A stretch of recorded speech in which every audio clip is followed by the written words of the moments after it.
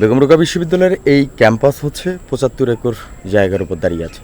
কিন্তু আপনাদের যদি এই পেছনের দৃশ্যটুকু আমি দেখাই, দেখবেন যে এই বিশ্ববিদ্যালয়ে আমাদের বিশ্ববিদ্যালয়ে হল করার, অডিটোরিয়াম করার জায়গা নেই। কিন্তু ঠিক এই বাউন্ডারির ওই পাশের যে জমিগুলো রয়েছে সেগুলোতে চাষাবাদ করা হচ্ছে। আপনাদের দেখাচ্ছি, এই যে দেখুন, এই হচ্ছে বিশ্ববিদ্যালয়ের বাউন্ডারি এবং এই যে বিশ্ববিদ্যালয়ের বাউন্ডারির ঠিক ওই পাশেই দেখুন যে এখানে সম্ভবত ৫০ একর জায়গা রয়েছে যেগুলোতে চাষাবাদ করা হচ্ছে। আমরা বেগম রোকেয়া বিশ্ববিদ্যালয়ে এখানে অডিটোরিয়াম, এখানে ছেলেদের হল, হ্যাঁ, এছাড়া হচ্ছে আরও বিল্ডিং করার আমরা জায়গা পাচ্ছি না, কিন্তু ওই দিকে ঠিক ততটাই জায়গা পড়ে রয়েছে যতটুকু আমাদের খুবই প্রয়োজন।